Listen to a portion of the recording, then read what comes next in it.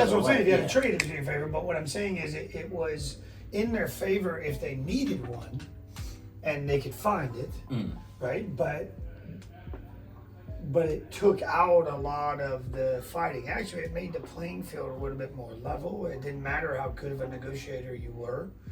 But the people that really won, per se, are if you had a trade-in and it was in the height when cars, which there's still not a lot of cars around. I've been trying to buy them for 2 months and I can't find them. So all of this noise about used cars, or they're dropping like flies, and there isn't any. I mean, there's a whole bunch of them showing up. I don't think that's accurate. No. How does someone now, right? Because our process didn't change. You guys still, that per se, had to pick out the right car to a certain degree. Because people were still saying, or we were able to say, well, like, this is what we got, right? Yes, and take one, or Right. whatever. So it was a little bit more of give and take from our side as far as what we had to give them. And from their side, it was, maybe I didn't want that color, but I'll take that color. Right. Right. And still our whole goal always is make sure we have a happy customer regardless of the situation. Yes. I think what happened too is that they were buying them even before they got here. Mm-hmm. And the whole process of selecting, being able to sit in it, being able to look at it, being able to make sure it's right, that whole buying experience kind of went away. Right. I mean, Right. so there wasn't a lot to ask to make sure you got the greatest deal. Whereas now, I think going into December, and I don't think that the perception that we need to put out there is that there's mounds of new cars everywhere. There isn't. No, there isn't. Right. So everybody who's out on this YouTube world saying that cars are backing up and there's stacks of them, and well, yeah. If you talk about a year ago, yes, we have more than we had a year ago. Yeah. You talk about 2 years ago, no, nowhere. more. Yeah, nowhere close. Because I think there was a beginning, there was a middle, and we don't know the end, but now it's where we are. Right, now we're on the down. So in the beginning of it, it was still business as usual. There was cars, you could find whatever. Mm-hmm. And I think one other thing that changed during that was the availability to find people anything. You couldn't do that either, No, we couldn't do that, and that was one of the biggest things as a sales consultant we had to overcome. Right. Why can't you just find me one, dude? Exactly. Yeah, exactly. Right? Because we can't. Because really what was happening, like we did, everybody was just, it's kind of like in the old schoolyard where you get the jump rope, the basketball, and a catcher's mitt, right? Well, I just want that. Like, I'm going to hold what I got, and you keep what you got, and you play over there. Exactly. Now we move into, how do you come to any dealership? How do you come to anywhere, and what can you say now to make sure you're getting the best deal? And I think there's been things out there about, look at the advertising, look at the inventory that's on the ground, all of that in the real world sounds great.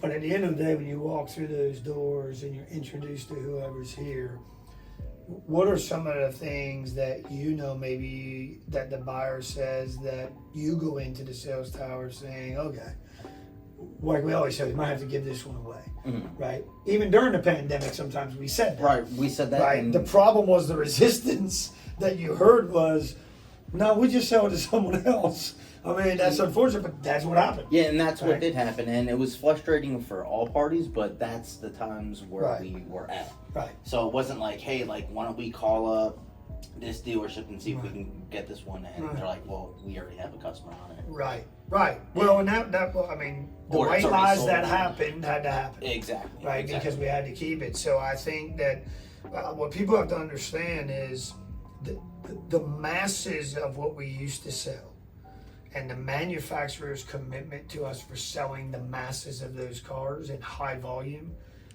they paid us. And the best example of that right now is the Ioniq 5.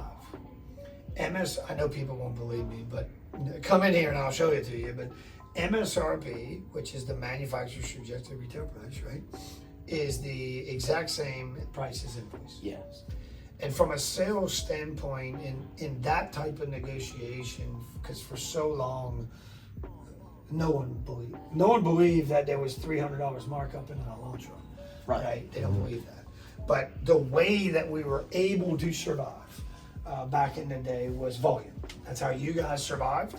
Correct, absolutely. And so we never concentrated on that one deal that we've got to make sure we make this. But when you're only given this number of pieces and you got to pay for everything that we have, you guys have to provide for your families. And the guy that details the car has to have enough. Cam, who tints the windows, everybody had to have enough. Yeah. And it was only this many to make it. Now, when we talk about discounts and invoicing MSRPs, getting as close as they can be, right? Because really in this, the manufacturer has figured some of it out during the pandemic too, right? When people want it, when they need it, and there's not as many, they'll pay for it. So I think when we get that sense of, hey, we got to give one away, in other places, people treat people differently. To me, when I get a great negotiator, when you guys find me or when there's somebody, whatever, that's the ones I love because I'm going to sell it either way. I don't care. We earn one. Maybe we get a referral. That's what I've always said. Maybe we get a service customer or whatever. But to me, that's if you do your homework in that sense. What I'll say lastly is you didn't have to do a lot of homework when you had a trade-in during this pandemic. Because even the number that people came in here for, we still, we were way above, right? Buying a car during the pandemic, if everybody's saying it's not a good time, don't do it. It was a great time to move yourself up 2 years, to me, and take advantage of being able to do that to reset everything. Oh, absolutely. Who asks now, is it a great time to buy a new car now? I'll let you answer as well, but to me, that depends on the buyer. We had a totally different buyer during the heat of the pandemic than I think we have now. Yes, absolutely. Right? It's all depending on the customer. Like, I've never pressured a customer into buying a vehicle. And I never have and I never will. I know you always say 30 years, well, I got my little almost 4 years, but I always look at it like this. If I'm dealing with a customer, of course I would prefer them to buy today, and I know you would too. Yeah. But if they're not ready, I'll just show it to someone else. Well, or someone else. But as long as I have a customer that leaves me happier than when they before they walked in, I know I'm doing something right. Because I know in the back of their mind, they're like, you know what, I wasn't pressured, I wasn't pushed, nothing. I'm going to go back to Derek. I'm going to tell everyone else that I know is looking for a car. I think that is a perfect example of the lady that you had on the Palisade when I said to her, it's not about the money to me. Now, I know everybody says and can say, well, yeah, that's because you're only involved in a certain number of deals or whatever, but it truly wasn't. And I think I said to her, if you remember, I'd rather you not buy it than buy it and tell me you're going to be happy, but you're not going to be happy. Exactly. And just to give a little background for everybody there, I stole a Palisade that they didn't want me to drive, and I cracked the windshield, of course, on the highway. And I put a few miles on the car that this customer deemed was joyriding, whatever. Any angle that the client can use to justify the discount that they're asking for, you guys are really good at it, and I understand it. So it's not a big deal to get me upset. But when I said to her, if the price that you're telling me you'll pay for it is going to make you truly happy about getting it, then I'm all for it. But if it's not going to make you happy, then I'll find you a different one, because at the end of the day, the large investment that you're putting in to buy a Palisade should make you happy. And I think what threw her off a little bit was no one's ever said that. No one's ever said, you'll give me the discount, but I'm not happy, don't buy it. Right. But it's always been, I want $3,000 off, okay. But are you gonna, and no one's ever asked, but are you gonna be happy about buying what you're buying? And can you forget about the miles that are on it or whatever? So the best way to explain it is what's happened over the last 2 years. It wasn't more fun. It was less fun. It was definitely less fun. Buying a car on a piece of paper wasn't fun to me. No. You didn't see it. You lost the excitement about the whole purchase as well. So I think that panic is now settled down, and now we're in a different panic. Now it's not only should I buy one, but how do I pay for it at the APR that is at, right? Right, because the interest rates are just going on. Because if we were still in the pandemic and interest rates were high, but you were getting $5,000 over MSRP of what you bought a car 2 years ago, then the interest rate's offset by that big overage. Correct. Right? And that's not happening now, is what people are saying. I still haven't seen cars come down off of MSRP, the right ones. And I think if you search hard enough, you can find the one with 2 bad Carfaxes that have no maintenance records and a salvage title, and you can show oh, this one's not bringing what they used to bring. Right. Like, I've always said, sell this number and we'll figure out the averages after. And I didn't finish the point about selling in bulk and the manufacturer paying us. That's what used to happen. We sold X number of cars and the manufacturer paid us this amount of money. So did you still have to make X number of dollars on the front end, you had to average? Yeah, that's what we do. We're in a business, right? But we knew that we could chase a number, and that's why I think some clients in the past got a better deal than others. Because I've said this before, this is my number one tip, and I'll shut up from now. If you want the best deal on a car from this date moving forward, come at the beginning of the month. Don't come at the end of the month. Because if I've already hit the number that I need to hit now and today where we're going at the end of the month, then I don't need that deal. Nah. But in order to get to that state by the end of the month, I need every deal in the beginning of the month. Absolutely. Right.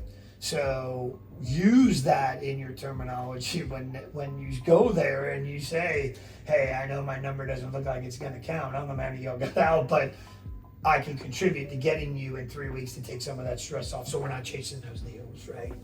And to me, that is important to a client because everyone was told come in when it's raining, come in at the end of the month, right? But nobody ever asks us at the end of the month how many y'all have out. Have y'all hit the number yet? No. Because if I would have walked in and said that, and y'all would have said, well, yes, well, I would have known. Okay, let me go to the next deal. I'm going to go somewhere Right? else. Exactly. Or I'm trying to find someone that doesn't have their number, or are you willing to tack on one? Mm-hmm. In December, for 29 Decembers now for me, it's always been sell everything. We did that in the pandemic. I'll do it again now. It's get rid of as many as you can get rid of. Not for tax purposes, not because we got to write a check. All SMS, we do that monthly. So it's just a matter of let's move everything out. In 2023, we want to start over fresh.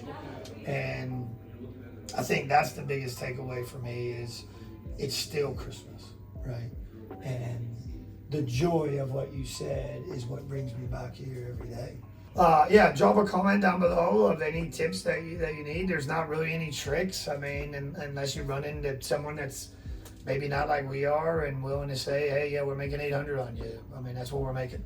So, or we're making $8,000, whatever it would be. I mean, there's one of these in the world. Yeah. And if you have any questions, definitely reach out to us. Reach out, please. We're moving into 23 with the channel. We've had some great success early on and still going, but we really need the subscribe and likes to increase if you can, and that interaction through comments. And look, if you want to tell us that we're all lying and that's not what we do, put it down there too. It is what it is. But if you want to mystery shop and ask for me or Derek and come in here and really see it, then hey man, fly in, drive in, whatever you want to do. We'll do whatever. We're here. So we're here. I think I got some free time. I'll just fly out there. I can definitely walk in a store and be able to say the right things and tell you if you're getting a deal or not. Everybody will hate me because they'll know that I know what to say and what not to say. But whatever. I'm hated sometimes. I've cracked 4 windshields in the last 2 months. It's not hate though. Anyway. I think it was a little shorter than 2 months, but whatever. We're not counting. They were all sleds anyway. I had to drive. Oh yeah. Please, we hope you enjoyed the conversation and video. It only works with y'all's interaction. We truly appreciate what everybody's done, and we look forward to seeing you next week.